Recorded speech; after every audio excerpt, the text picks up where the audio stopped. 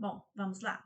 Então, agora que o professor já fez a validação do seu cadastro na plataforma, já recebeu o e-mail, já criou, né, a sua senha, quando ele fizer o login no sistema, ele vai acessar uma tela como esta, tá? Então, no caso, o professor ele vai estar com poucos alunos, os alunos ainda não vão ter enviado a redação, então ele ainda não tem muitos dados, então sobre como fazer essa leitura aqui eu vou explicar mais à frente. Mas como que o professor insere, o professor ou a escola, porque tanto faz, o professor ou a escola, ele pode inserir uma proposta de redação e a forma de inserir essa proposta é a mesma para ambos. Então vamos lá. Então, para o professor inserir uma proposta em redação, ele vai vir na aba proposta e vir em proposta de redação.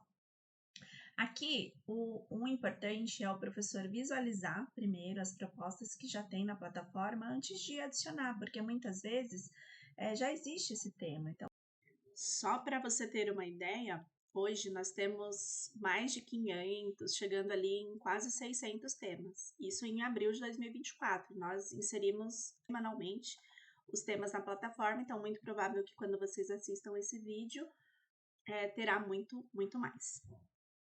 Então, o professor ele pode pesquisar aqui por palavras-chave. Então, por exemplo, eu estou procurando um tema sobre pandemia, então vai vir um temas sobre pandemia. Então, se eu colocar aqui mulher, né, então vai vir temas que tratem da mulher na ciência, a persistência da violência sexual, a importância da mulher na política, entre outras coisas. Então, o professor ele pode fazer a busca por palavras-chave ou por área. Então, de repente, eu quero um tema sobre violência. Então, aqui vai vir, né, violência, no caso dos estádios, ações educativas, né, aqui para violência contra a mulher. Então, o professor pode primeiro fazer esse processo antes de fato, adicionar a sua proposta. E todas essas que estão aqui são públicas e qualquer professor pode utilizar. Então, vamos partir do ponto que o professor ele vai escolher algum desses temas. Então, eu vou escolher aqui a política de bullying ou o bulinicídio nas escolas do Brasil. Então, quero atribuir esse tema para os meus alunos. O professor ele pode clicar aqui, visualizar também o texto motivador, se está de acordo com o que ele necessita, e então vai atribuir essa proposta. Então, ele clica aqui em atribuir proposta, coloca a data de início, que pode ser um pouco mais para frente também, né, para aparecer para o aluno mais no futuro.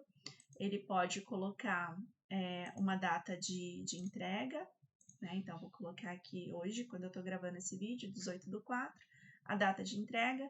O tempo de prova aqui é opcional, né, normalmente os professores gostam de deixar o aluno definir essa data. Ele vai selecionar o tipo de texto, se ele quer um texto dissertativo ou narrativo, e ele vai escolher o gênero, né, textual que será escrito. Então, eu vou colocar aqui o dissertativo argumentativo. E algo que os professores nos pediram seria possível o aluno não colar, né, a sua redação de outro local em sua folha? Então, se o professor quiser não permitir esse processo, ele pode desmarcar essa opção.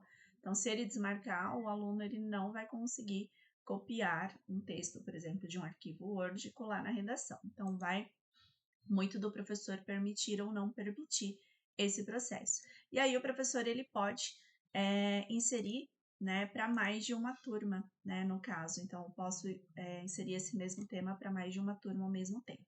Então, fazendo isso, o professor ele vai atribuir a proposta, né? Então, essa proposta ela já vai aparecer aqui em atribuições para ele visualizar. Agora, se, né, o professor ele fez toda uma pesquisa e viu que esse tema não está aqui na plataforma, ele pode ainda assim adicionar uma proposta dele, tá? Então, vou dar um exemplo aqui de um tema que eu vou inserir nesse momento e como que fica o PDF, né, desse tema, porque a inserção ela precisa ser em PDF. Antes de qualquer coisa, o professor ele precisa fazer a leitura, né, de como que ele tem que fazer para montar o seu próprio texto motivador. Então, aqui tem algumas regrinhas, né, o professor tem que colocar a fonte, né, então tem aqui as instruções. E só para você ter uma ideia de como tem que ser esse texto motivador, eu vou mostrar aqui. Obviamente, esse arquivo ele precisa ser em PDF, como eu já havia falado, né? Eu vou colocar aqui o tema sempre no topo. Eu vou ter aqui disponibilizado os textos, então texto 1, texto 2, texto 3, texto 4. O professor pode colocar imagens, mas não apenas imagens. Então, lembrando que aqui no CRIA, os textos motivadores, eles servem para fazer uma relação da proposta da redação com o que o aluno escreveu, para identificar se ele fugiu ou não à temática. Então, isso facilita muito. Então, o que nós pedimos é que os professores também não coloquem as instruções aqui dentro desse arquivo. Por quê? Porque as instruções, ele já vai aparecer para o aluno. Então, quando o aluno escolhe o gênero, o tipo, se é dissertativo, argumentativo do Enem, já vai vir aqui automaticamente a instrução correta, das instruções de um texto dissertativo argumentativo, se for uma carta, as instruções, se for um artigo de opinião, também já tem as instruções adequadas para cada tipo, para a gente não confundir a IA. Então, esse é um ponto importante. Então, basicamente, o professor ele vai produzir lá no arquivo Word, depois vai converter em PDF, aí só ter a preocupação de sempre colocar as fontes, evitar qualquer tipo de opinião, dentro dos textos, principalmente opinião política, levando para um tipo de governo ou outro governo, para tentar não induzir aos alunos. Então, nós vamos fazer essa avaliação antes. Então, por isso que é importante aqui destacar o que nós avaliamos, dentro deste cenário. Então, voltando aqui, e ele vai colocar aqui o tema, Então, no caso aqui, eu vou colocar o tema, o cenário da produção cultural nas periferias. Então, eu vou selecionar a área, então, no caso aqui, eu vou colocar cultura e eu vou carregar o meu documento. Para carregar o documento, você precisa ter ele salvo, na sua máquina. Então, eu vou vir aqui a produção cultural das periferias do Brasil. Nesse ponto aqui, eu indico se eu quero compartilhar essa proposta com outros alunos, e com outros professores que utilizam da plataforma e clico em publicar proposta. A partir desse momento, essa proposta ela vai ficar aqui na área de minhas propostas, porém, ela não apareceu por quê? Porque nós tínhamos feito um filtro aqui, Então, eu vou tirar o filtro e aí, de fato, aqui apareceu. Então, vai ficar aqui aguardando validação.